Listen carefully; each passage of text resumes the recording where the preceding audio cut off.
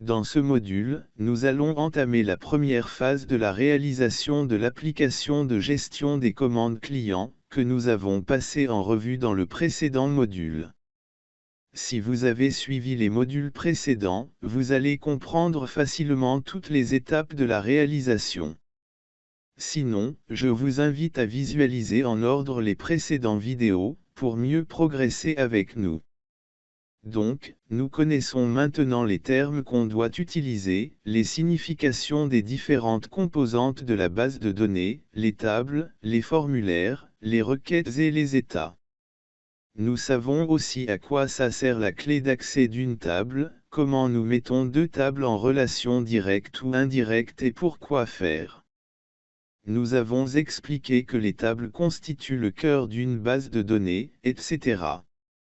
Maintenant, nous allons mettre toute cette connaissance en pratique, pour réaliser notre projet d'application de gestion des commandes clients. Donc vous l'avez deviné, nous devons tout d'abord construire les fondations, c'est-à-dire la base de notre projet qui sont les tables. Et puisqu'il s'agit de fondations sur laquelle toute la structure va être construite par la suite, il faut s'assurer de son efficacité. En effet, une application de base de données ne peut être efficace que si les tables qui la composent contiennent toutes les informations que nous souhaitons exploiter. Certes, il est possible d'ajouter des champs dans les tables après la réalisation complète de l'application, mais ce n'est pas commode dans la mesure où cela risque de provoquer des incompatibilités dans le fonctionnement de l'application. Donc, il faut absolument prendre le temps nécessaire de réflexion, avant de se lancer tête baissée dans la création des tables.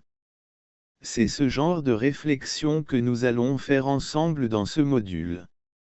Alors, pour commencer, nous devons créer nos tables. Dans notre cas, nous aurons besoin de 5 tables. La première table, c'est la table des clients.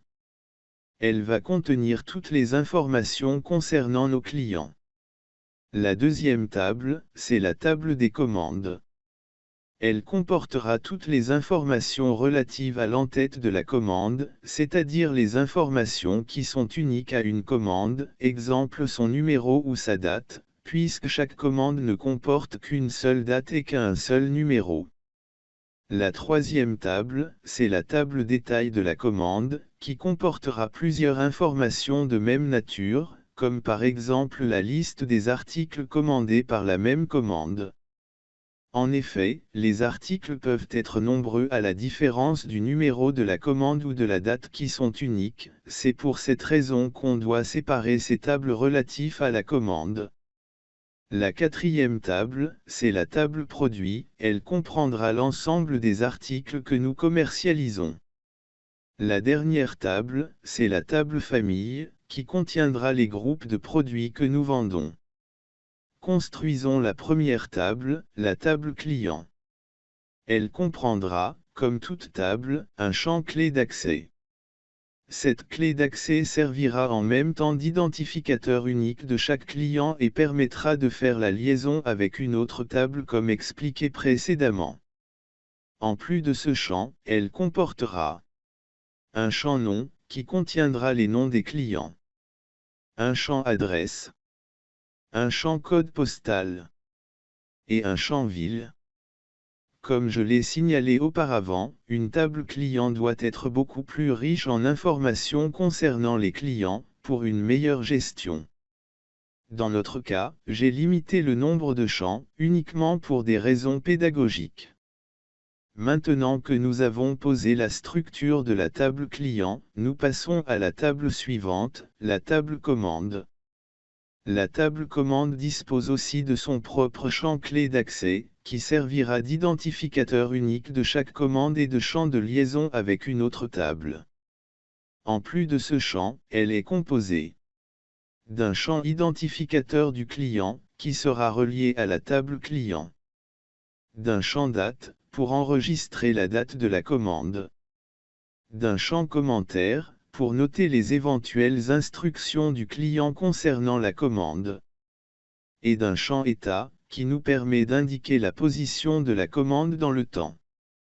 Ensuite, nous passons à la construction de la table suivante. La table détail de la commande. Comme les autres tables, elle dispose de son propre champ clé d'accès. D'un champ référence de la commande qui servira de champ de liaison avec la table commande. D'un champ référence du produit qui servira aussi de champ de liaison avec la table produit. D'un champ quantité pour déterminer le nombre des articles commandés. Et d'un champ prix unitaire, pour enregistrer le tarif unitaire de chaque article. La quatrième table, table famille avec son champ clé d'accès qui servira de champ de liaison avec la table produit, et le champ désignation de la famille qui contiendra le nom de chaque famille de produits. Et enfin, la table produit, qui comprendra, bien sûr, son champ clé d'accès comme identificateur unique de chaque article, et qui servira de champ de liaison avec la table détail commande. Un autre champ de liaison avec la table famille, pour relier chaque article à sa famille. Un champ désignation qui comprendra l'intitulé de chaque produit.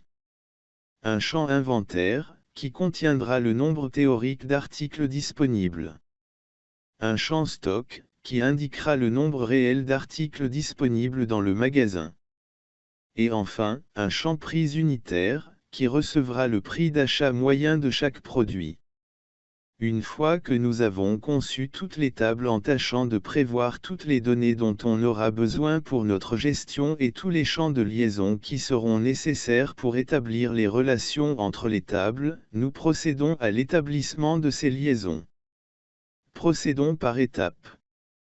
Prenons la table client et la table commande.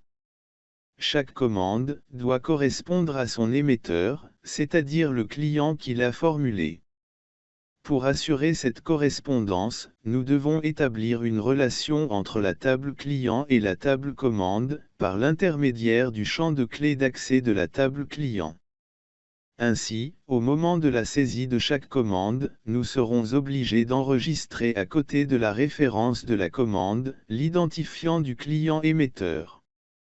Donc nous joignons le champ clé d'accès de la table client au champ que nous avons prévu dans la table commande et qui porte le même nom. Tout ce mécanisme sera traduit par des manipulations qui seront opérées sur Access par la suite comme nous allons le voir. Ici, j'essaie de schématiser pour bien comprendre le mécanisme. Passons maintenant à la relation entre la table commande et la table détail de la commande. Quelle est cette relation? Eh bien, chaque commande concerne un ou plusieurs produits. Si nous étions sûrs que chaque commande concernera un seul produit, le problème de la liaison ne se posera pas. Il suffit alors d'ajouter les champs produits, quantité et prix unitaires à la table commande, et le problème est résolu. Mais dans la réalité, les choses ne se passent pas comme ça. Même s'il arrive dans certains cas qu'une commande concerne un seul produit, il existe d'autres cas où la commande concerne plusieurs produits. Donc, nous devons toujours prendre en considération le cas le plus compliqué même s'il constitue l'exception. C'est pour cette raison que nous avons créé une table détail commande. En effet, chaque commande qui comporte un ou plusieurs produits, son numéro, sa référence client, sa date, son commentaire et son état, qui constituent un enregistrement unique, seront stockés dans la table commande.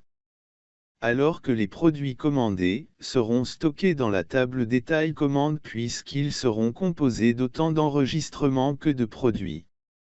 La correspondance entre chaque commande et les produits concernés sera opérée par le champ de liaison référence commande qui est en même temps clé d'accès de la table commandes et champ de liaison de la table détail commande.